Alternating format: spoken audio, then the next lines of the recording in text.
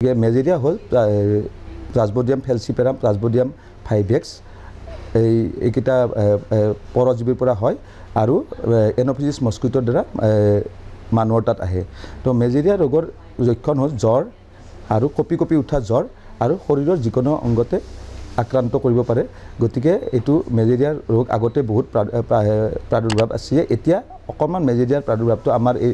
এৰিয়াত কমিছে তথাপিও কেতিয়াবা আমি মেজেৰিয়া ৰোগটো পোৱা যায় গতিকে মেজেৰিয়াৰ আটাইতকৈ ভয়ানক হ'ল চেৰেব্ৰেল মেলেৰিয়া য'ত মানে মেজেৰিয়াৰ বীজাণুৱে আমাৰ ব্ৰেইনত আক্ৰান্ত কৰে তেতিয়া যিজন মানুহৰ মেজেৰিয়া হয় তেওঁ অচেতন হ'ব পাৰে তাৰপিছত তেওঁৰ ব্লাড চুগাৰ কমি যাব পাৰে তেওঁৰ কিডনিটো এফেক্ট কৰিব পাৰে গতিকে এইটো চেৰেব্ৰেল মেলেৰিয়া আটাইতকৈ ভয়ানক আৰু মেজেৰিয়াৰ পৰা আমি ৰক্ষা পোৱাৰ এটাই উপায় আছে সেইটো হ'ল আমাৰ মস্কিটোৰ পৰা আমি সাৱধানে থাকিব লাগিব যেনেকৈ মস্কিটো নেট লগোৱা তাৰপিছত আমাৰ ইনচেক্টিচাইড থকা মস্কিটো নেট লগোৱা আৰু মস্কিটো আমাৰ ঘৰৰ ওচৰে পাজৰৰ পৰা নোহোৱা কৰিবৰ কাৰণে বিভিন্ন ধৰণৰ ইনচেক্টিচাইড স্প্ৰে কৰা দ্বিতীয়তে আহি ডেংগিটো আগতে আমাৰ ইয়াতে ইমান বেছি নাছিলে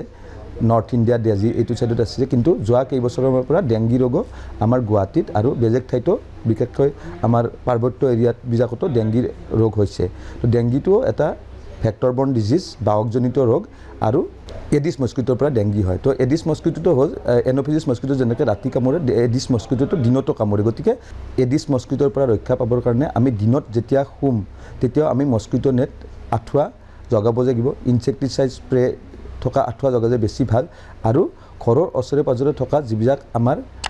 মস্কিটো ব্ৰিডিং প্লেচ আছে যেনেকৈ আমাৰ ঘৰৰ ওচৰে পাজৰে কিছুমান কণ্টেইনাৰত বিভিন্ন ঠাইত